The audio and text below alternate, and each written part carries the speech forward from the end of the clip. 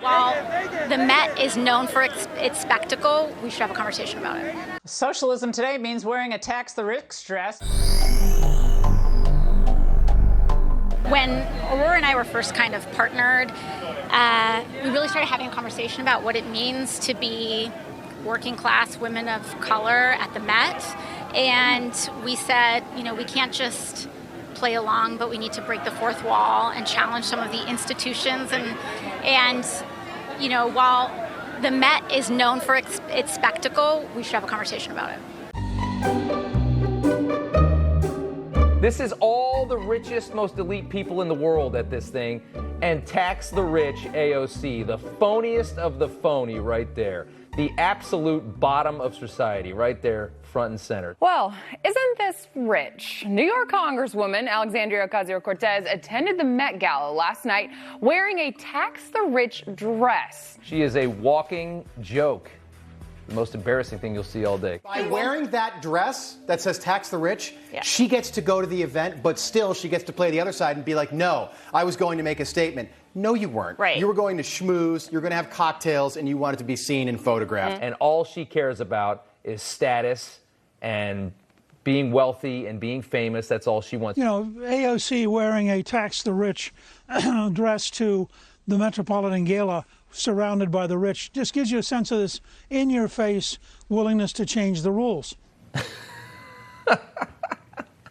Socialism today means wearing a tax the rich dress to a celeb field party charging $30K a ticket. The phoniest of the phony. The worst of the worst, AOC. But she's pretty and she smiles. So everybody loves her. What a country. The Met Gala obviously is one of the most exclusive events in the world, and we wanted to come and deliver a message. And I think when we talk about inclusion and gaining access to closed rooms for people of color, when you finally get a seat at the table, you have to decide what the message is that you want to deliver. And I think for the Congresswoman, I think for myself, economic equality and economic justice was sort of top of mind, and tax the rich was really what we settled on. Well, listen, I think ultimately a lot of these conversations that we have about economic justice usually happen in spaces with working class people. And I think the Congresswoman is not going to ever sacrifice her morals for comfort. And she wanted to make sure that this message was brought into that room and into a group of people who ultimately have to be willing to, be more liberal with their economic values as well. And I think that's what we've done. And to be honest with you, she wouldn't have attended and just worn, a pretty gown without delivering any kind of message to people. And, fashion is often thought of as this really frivolous thing. But ultimately, in my brand and for a lot of other designers, we use it as a really powerful tool for communication. Hands on! Hands on! We were nonviolent. We were not committing any crimes. People were comfortable with going back to normal. People were more worried about what their favorite celebrity was going to wear at the Met Gala. Yo, clowns. Yo, why you? Get your hands up. Hands up. Hands up. $35,000 for a ticket to show your wealth while our people are still dying. It's been a year since George Floyd was brutally murdered. And still, there are Black people who are dying by the hands of police to this very day. The only intentions we had was making sure that the message was spread that Black lives do still matter, that Black trans lives still do matter. Black lives, they matter here. Black lives, they matter here. We demand justice for our people. 33 Black trans women was killed this year. And that's only the ones that was recorded, and no one's talking about it. Black and brown people are on the brink of houselessness because of the eviction moratorium has ended. No one's talking about it. Homeless people who were living in the COVID hotels are now being displaced and kicked out with no notice. And no one's talking about it. Yo, stop that. Honestly, during my arrest, it happened so fast that everything was like a blur. Once they put on the LRAD, I already knew that I wasn't going home. One of my comrades was pushed on the ground, handcuffed, and picked up and dragged away. Another one was punched, and his nostril was like split open and he was bleeding. In the precinct, they held me there for 12 hours.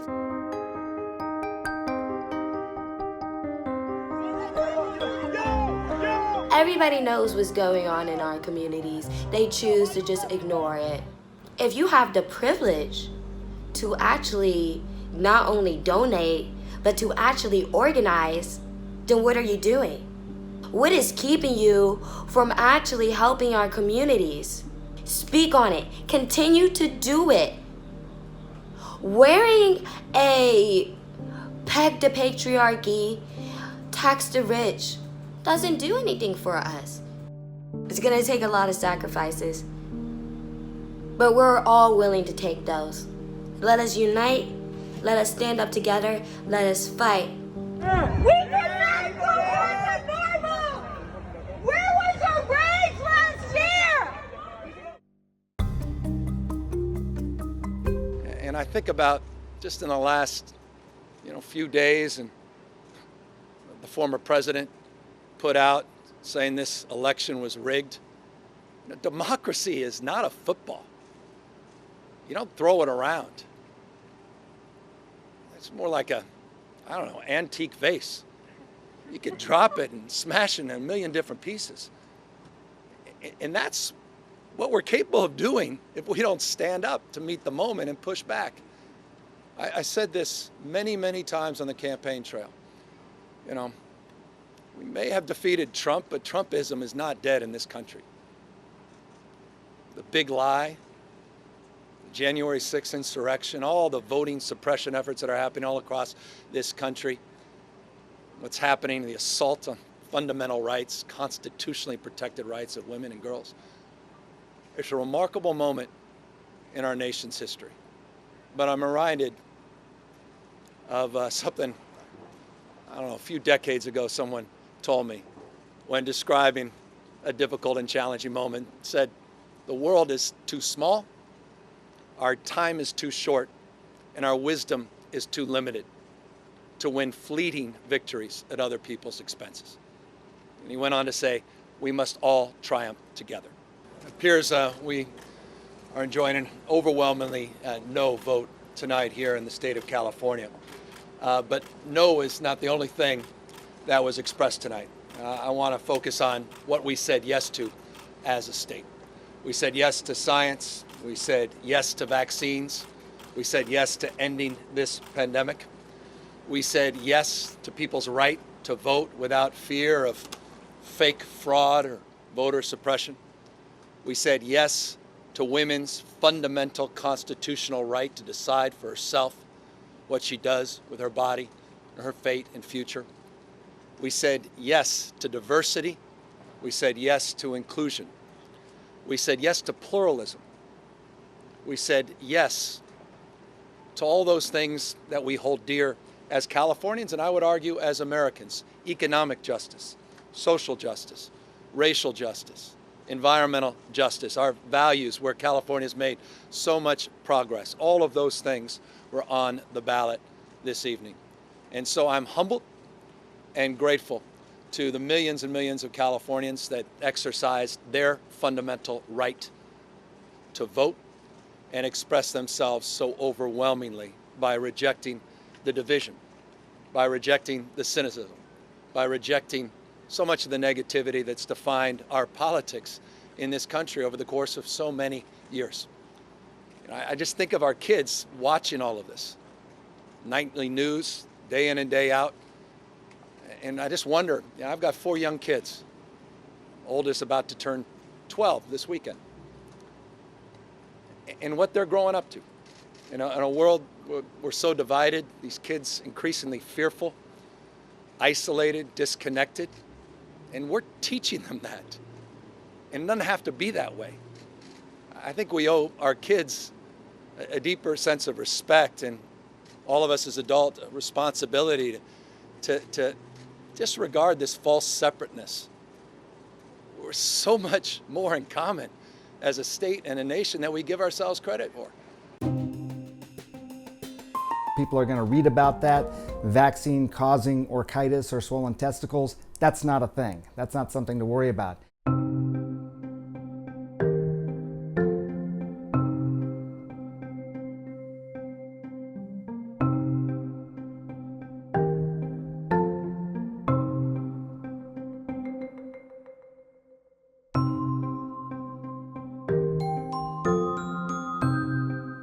Well, so her cousin's friend who has orchitis is the term, medical term for swollen testicles. You know, I have no doubt that this is something that has happened to this individual, and also have no doubt really that it's not related to the vaccine.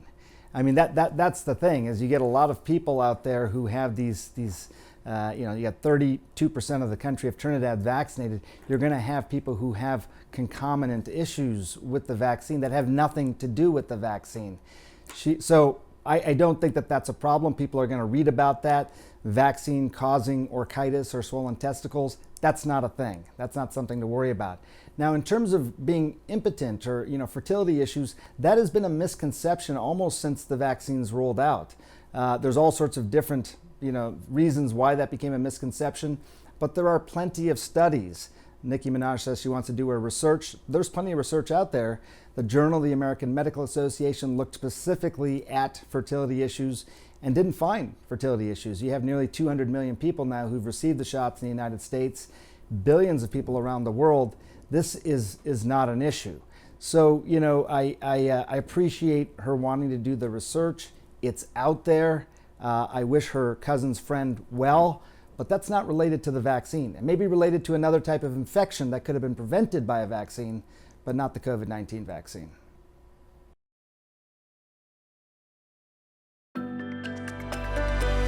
What would you say to Senator Cruz, who's single-handedly blocking key national security appointments and jeopardizing our national security? Secretary Blinken, the 9/11 Commission's report held that only 56% of the Bush administration's senior national security positions were filled at the beginning of September 2001, impeding its ability to respond to crises. Today, only 26% of the State Department's Senate-confirmed positions are filled. This isn't because President Biden hasn't presented nominees. It's because a single senator has thrown a tantrum and blocked these nominees from getting a vote and prevented national security positions from being filled. So I'm going to ask you a few yes or no questions regarding very important staffing at the State Department. Do we have a Senate-confirmed Assistant Secretary of State for Conflict and Stabilization Operations who would inform U.S. policy in war zones like Afghanistan? We do not. Do we have a Senate-confirmed Assistant Secretary of State for South and Central Asian Affairs who would cover Afghanistan? We do not.